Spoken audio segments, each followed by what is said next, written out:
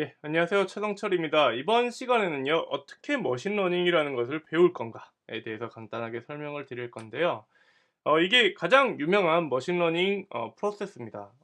이렇게 보시면, 뭐, 이거 보시면 이제 잘 모르실 수 있는데, 기존에 있던 데이터에서 뭔가 알고리즘을 사용해서, 머신러닝이 제공하는 알고리즘을 사용해서 모델이라는 걸 만들어내고, 이걸 새로운 데이터에 적용을 시켜가지고 예측을 하는, 요게 바로 우리가 흔히 얘기하는 머신러닝의 프로세스인데요.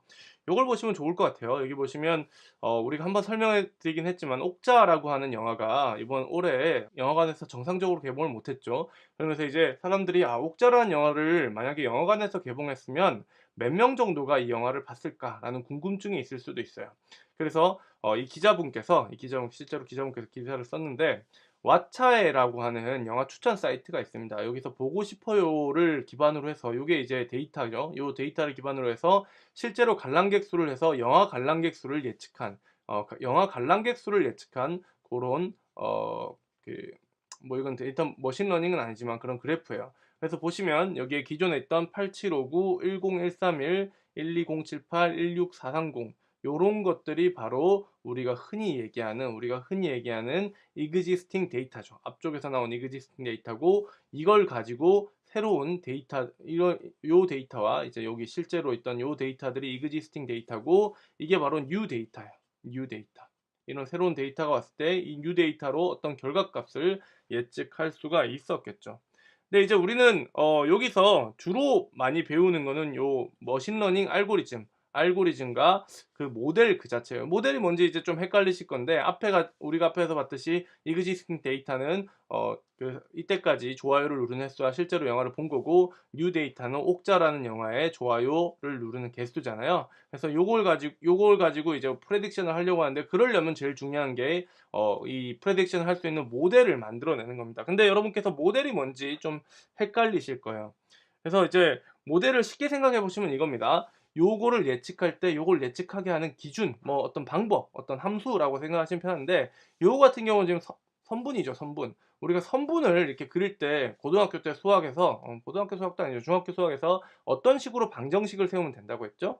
예, 기억을 하시겠지만 y는 ax 플러스 b의 그래프를 그리면 요런 그래프를 그릴 수가 있다고 배웠을 거예요. 그럼 여기서 x에 해당하는 게 뭘까요? 여기서 x에 해당하는 게 바로 새로운 데이터인 이 옥자를 좋아요를 누른 횟수입니다. 그래서 1, 2, 008 이거에 되고 y 데이터는 우리가 지금 모르겠지만 772 요게 나온 게 이제 727이죠. 727 요 만 명 요게 나온 게 y의 데이터가 되는 거죠. 그럼 요 데이터와 요 데이터를 추출하기 위해서 우리가 알아야 되는 건 A와 B예요. 그럼 이 A와 B를 어떻게 파악을 할 수가 있을까요? 바로 여기 있는 이 데이터를 가지고 이 데이터, existing 데이터를 가지고 이 A와 B를 알아내게 되는 거죠. 이 A와 B는 우리가 모르기 때문에 보통 파라미터라고 합니다. 파라미터. 우리가 알아야 되는 어떤 값들인 거죠. 저 파라미터를 우리가 알기 위해서는 이런 것들을 넣어가지고 이런 값들을 x에 넣어서 이런 것들을 x와 y에 이렇게 넣어가지고 이 a와 b를 알아내는 과정을 우리가 머신러닝 과정이라고 배우게 돼요. 그래서 좀 정리를 해드리면 예측을 위한 어떤 수학 공식이나 함수 그 자체를 얘기합니다. 이 수학 공식에는 이게 1차 방정식, 앞에처럼 우리가 1차 방정식이 될 수도 있고요. 어떤 확률 분포가 될 수도 있어요. 통계학을 배우신 분들은 무슨 얘기인지 알겠죠? 그 다음에 함수, 이거는 이제 컨디션 룰이라고 해서 뭐 if문처럼 우리가 흔히 프로그래밍 할 때 if문처럼 나오는 이런 룰이 될 수도 있어요. 그래서 뭐 보통 트리 형태로 이렇게 나오기도 하는데 이런 걸로 나올 수 있는 걸 이걸 우리가 모델이라고 합니다. 그럼 알고리즘은 뭐냐면 이 알고리즘의 원래 의미는 어떤 문제를 풀기 위한 과정이잖아요. 그러면 이제 이 알고리즘이라는 거는 모델을 생성하기 위해서 모델이라는 해답을 만들어내기 위한 과정이고 이게 일련의 훈련 과정이다라고 생각하시면 됩니다. 그래서 우리가 어떤 알고리즘을 가지고 이 모델을 추출하는 게 바로 머신러닝의 가장 핵심적인 부분이 되는 거예요. 그래서 정리를 다시 해드리면 우리는 y는 ax 플러스 b 이런 형태를 뭐라고 하죠? 모델이라고 한다 그랬어요. 이 모델을 한다 그랬고 이 모델에서 우리가 가지고 있는 existing 데이터는 바로 요것들.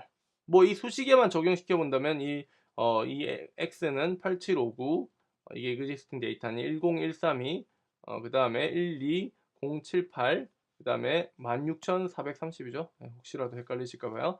487, 612, 727, 727인데 이거 계속 이러네요.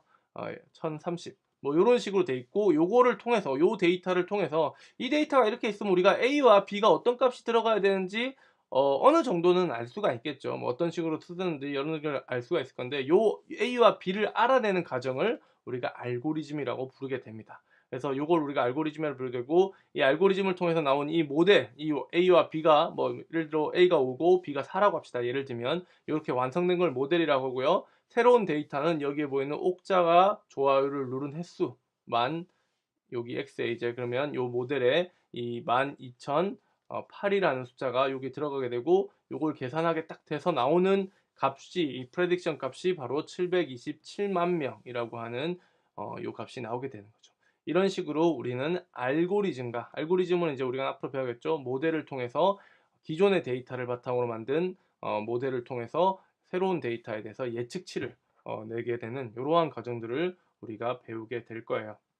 자, 다음 시간에 다시 뵙도록 하겠습니다. 감사합니다.